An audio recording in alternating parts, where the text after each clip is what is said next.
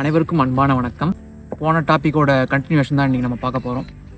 போன டாபிக் என்ன பார்த்தோன்னா விளக்கு தியானம்.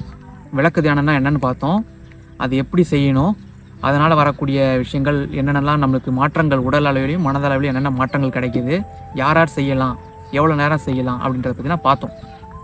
இன்றைக்கி நம்ம என்ன பார்க்க போகிறோம்னா அதோட கண்டினியூஷன் தான் பார்க்க போகிறோம். இந்த தியானத்தை ஒரு நண்பர் கேள்வி கேட்டிருக்காரு. இந்த தியானத்தை செய்கிறதுனால என்னென்ன பாசிட்டிவாக நெகட்டிவாக என்னென்னலாம் நடக்கும், உடம்புலையும் மனசில் என்னென்ன மாற்றங்கள் ஏற்படும் அப்படின்னு சொல்லிட்டு கேட்டிருக்காரு. அதுக்கான விடைகளை இந்த பதிவில் பார்க்க போகிறோம். பதிவு ஸ்கிப் பண்ணாமல் பாருங்கள், அப்போ தான் நம்ம சொல்ல போகிற கருத்து என்னன்னு சொல்லிட்டு உங்களுக்கு தெளிவாக புரியும். சரிங்க, இந்த தியானத்தை எவ்வளோ நாள் பண்ணலாம் அப்படின்னு கேட்டால், தியானம் பண்ணுறதுக்கு இவ்வளோ நாள் தான் பண்ணணும், இத்தனை நாள் தான் பண்ணணும்னு அவசியம் கிடையாது. எவ்வளோ நாள் நம்மளுக்கு பண்ணணும்னு தோணுதோ அவ்வளோ நாள் அந்த தியானத்தை நம்ம ஃபாலோ பண்ணலாம். நமக்கு ஒரு டிசைரான ரிசல்ட் வர வரைக்கும் அதை நம்ம ஃபாலோ பண்ணலாம்.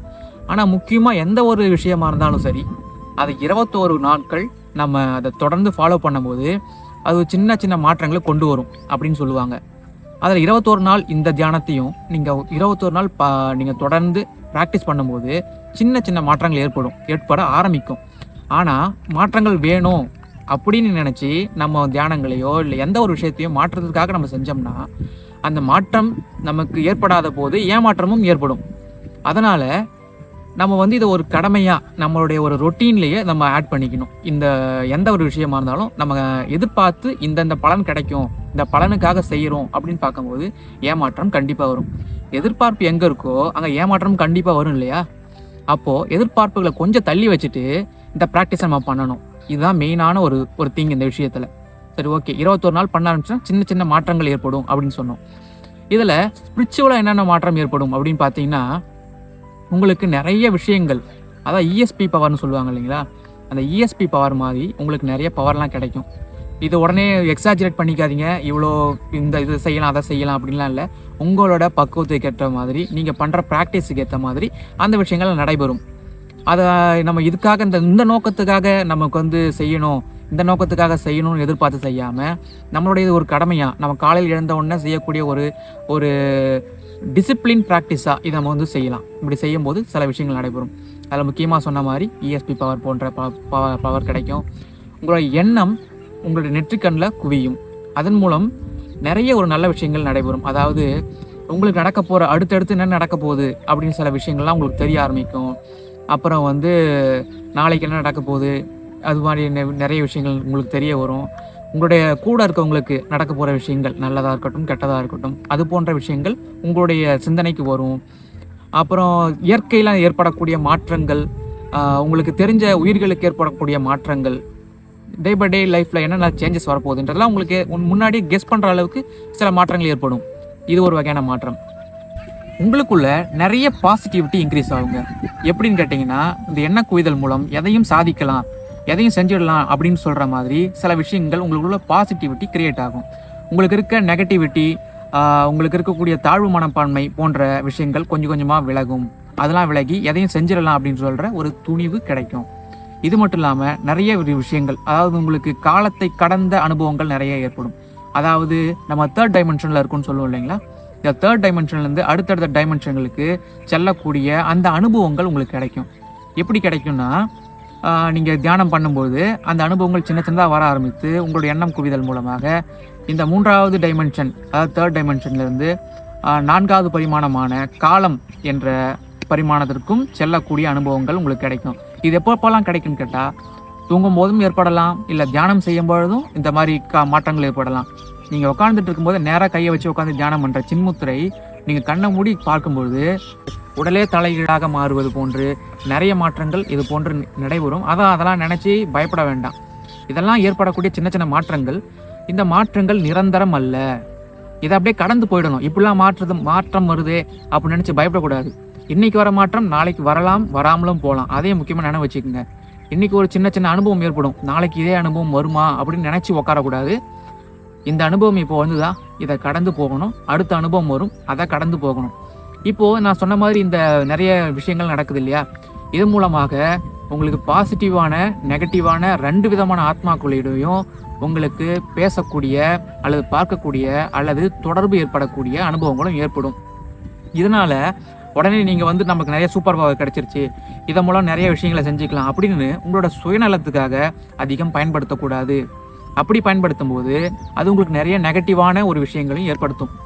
அதாவது இப்போது நீங்கள் ஒரு நெகட்டிவான ஆத்மாவும் உங்களை தொடர்பு கொள்ளும், பாசிட்டிவான ஆத்மாவும் உங்களை தொடர்பு கொள்ளும். அப்படிப்பட்ட நிலை வரும்போது உங்களுக்கு யார் நெகட்டிவ் யார் பாசிட்டிவ்னு தெரியாமல் அவங்கள ஹேண்டில் பண்ணும்போது சில துக்கங்கள், சில டிஸ்டர்பன்ஸ் ஏற்படும். ஆனால் இதெல்லாம் தடுத்துக்கணும்னா உங்களுக்கு ஒரு குரு வேணும்.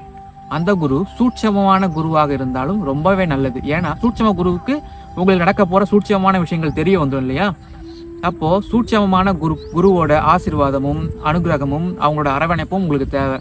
இதுக்கு நீங்கள் என்ன பண்ணுறீங்கன்னா, தியானத்தின் போதே எனக்கு ஒரு நல்ல குருவை காட்டுங்க. குரு இல்லாதவர்கள் இருக்கிறவங்களுக்கு பிரச்சனை இல்லை, அந்த குரு உங்களை பார்த்துக்குவார். அப்படி இல்லை நான் புதுசாக ட்ரை பண்ணுறேன்னு சொன்னால் உங்களுக்கு ஒரு குருவை தேடி நீங்கள் அந்த தியானத்திலேயே உங்களுடைய ஒரு வேண்டுதலை வையுங்கள். அப்படி வைக்கும்போது உங்களுக்கு ஒரு குருவும் அந்த தியானத்தின் மூலமே உங்களுக்கு வழிகாட்ட வருவார். பக்கத்தில் இருக்கக்கூடிய ஜீவசமாதிகள் அல்லது உங்களுக்கு தெரிந்த 18 சித்தர்களிலேயோ இல்லை மகான்களிலேயோ இல்லை ஞானிகளையோ உங்களுக்கு ஒரு குருவாக நீங்கள் ஏற்றுக்கொண்டு அவங்களோட சூட்சமமாக நீங்கள் பேச ஆரம்பிங்க. மாணவன் தயாராக இருந்தால் குரு வந்துடுவார்னு சொல்கிற போல நீங்கள் தயாராக இருந்தீங்கன்னா உங்களை காப்பதற்காக ஒரு குரு வருவார். அப்படி குரு வரும்போது இந்த தியானத்தெல்லாம் நீங்கள் ப்ராக்டிஸ் பண்ணும்போது உங்களுக்கு எந்த ஒரு பக்க விளைவுகளும் ஏற்படாது. சில சின்ன சின்ன உடல் உபாதைகளும் மன உபாதைகளும் ஆரம்ப காலகட்டத்தில் வரும். ஆனால் அதெல்லாம் நிரந்தரமா அப்படின்னு கேட்டால் நிரந்தரம் இல்லை. இன்றைக்கி வரக்கூடிய அனுபவங்கள் நாளைக்கு வேறு மாதிரியான அனுபவங்களாக வரும். இதுக்கு இன்னொரு உடல் உபாதைகளும் நிறைய வரக்கூடிய உபாதைகள் பார்க்கலாம். அதாவது உங்களுக்கு தியானம் பண்ணும்போது நெற்றி போட்டில் கூர்ந்து கவனிக்கிறதுனால இங்கே சின்ன சின்ன குறுகுறுப்புத்தன்மை, வலி, இது மாதிரி டிஸ்டர்பன்ஸ் வரும். அப்புறம் வாந்தி வர மாதிரி இருக்கிறது, கொஞ்சம் நேரம் வாந்தி வர மாதிரி இருக்கலாம், இல்லை உடல்லாம் சோர்வாக இருக்கலாம், இல்லை மனச்சோர்வு ஏற்படலாம். எமோஷ்னல் இம்பேலன்ஸ்னு சொல்லக்கூடிய ஒரு நிலை, சின்ன சின்ன எமோஷ்னல் இம்பேலன்ஸ் போன்ற விஷயங்களும் வரும். ஆனால் இதெல்லாம் பார்த்துட்டு இந்த மாதிரிலாம் வருது, இந்த மாதிரி சைட் எஃபெக்ட்ஸ்லாம் வருதுன்னு சொல்லிட்டு விட்டுறாதீங்க. இதெல்லாம் வரும், வந்த மாதிரி போயிடும், மாற்றம் ஒன்றே மாறாதுன்னு சொல்கிற மாதிரி இந்த சின்ன சின்ன விஷயங்களுக்காக பயந்து நீங்கள் இதன் மூலமாக அடையக்கூடிய பெரிய பெரிய விஷயங்களை இழந்து விட வேண்டாம். ஸோ இதெல்லாம் வரும், இதெல்லாம் அப்படி அப்படியே விட்டுருங்க. இன்றைக்கி கிடைக்கக்கூடிய பவர் வரும், சில சித்துக்கள் கிடைக்கும், சின்ன சின்ன விஷயங்கள்லாம் கிடைக்கும், அதெல்லாம் கண்டிப்பாக கிடைக்கும். இதில் நீங்கள் ஒழுங்காக ப்ராக்டிஸ் பண்ணிட்டு வந்தீங்கன்னா நிறைய விஷயங்கள் கிடைக்கும். ஆனால் அதில் லட்சியம் வைக்கக்கூடாது.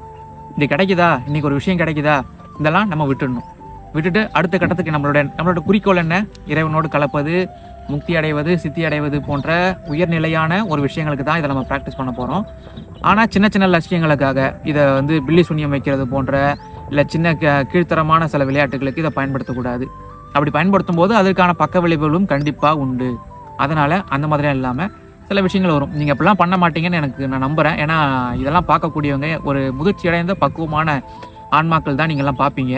அந்த மாதிரி நிலைகள்லாம் போக மாட்டீங்கன்னு நம்புகிறேன். ஏன்னா நீங்கள் இதை நல்ல குருவோட துணையை கொண்டு பண்ணும்போது உங்களை அந்த குருவே நல்ல வழிக்கு கூட்டி செல்வார். இதன் மூலமாக இந்த மாதிரி விஷயங்கள்லாம் நடக்கும். தொடர்ந்து இந்த விளக்கு தியானத்தை நீங்கள் ப்ராக்டிஸ் பண்ணிட்டு வரும்போது உங்கள் கூட சண்டை போடுறவங்க கூட உங்கள் எதிரில் பேசுகிறத கொஞ்சம் தவிர்த்துக்குவாங்க. உங்கள் கூட அவங்க கூட நட்பாக பழகவோ இல்லை உங்களை பார்த்து விலகி போவதோ செய்வாங்க. உங்களோட எதிரிகளும் உங்களை பார்த்து அடங்குவாங்க. நண்பர்கள் இன்னும் நண்பர்கள் ஆவாங்க. சின்ன சின்ன குழந்தைகள்லேருந்து ஒரு விலங்குகள்லேருந்து எல்லாமே உங்ககிட்ட ஒரு அன்பை பரிமாறிக்கும். நீங்களும் சின்ன உயிர்கள் இடத்துலையும் ஒரு விலங்குகள்கிட்டையும் மக்கள்கிட்டையும் ஒரு அன்பை பரிமாறிக்குவீங்க. உங்களுக்குள்ள அந்த ஒரு அன்பு என்ற ஒரு விஷயம் உங்களுக்குள்ள ஊற்றெடுக்க ஆரம்பிக்கும். அதே மாதிரி இந்த விளக்கு தியானத்தை நீங்கள் ப்ராக்டிஸ் பண்ணும்போது உங்களுக்குள்ளே ஏற்படக்கூடிய அந்த மாற்றங்கள், உங்களுடைய ஆன்ம பலம், உங்களுடைய ஆன்ம முன்னேற்றத்தினால உங்களுக்கு நிறைய சக்திகள் கிடைக்கும்னு சொல்லியிருந்தேன் இல்லையா? அந்த சக்தியின் மூலமாக உங்களுடைய வாக்கு வன்மை அதிகரிக்கும். நீங்கள் வரம் கொடுத்தாலும் சரி, சாபம் கொடுத்தாலும் சரி, ரொம்ப பவர்ஃபுல்லாக இருக்கும். ஸோ நீங்கள் அதெல்லாம் வந்து ரொம்ப ரெஸ்ட்ரிக்டடாக நீங்கள் அதெல்லாம் கொஞ்சம் கவனமாக கையாளணும். யாரையும் சபிக்க வேண்டாம். வரம் கொடுக்கறது தாராளமாக வரம் கொடுக்கலாம். ஆனால் இதை நான் செய்கிறேன் என்ற அகம்பாவத்திலிருந்து செய்யக்கூடாது.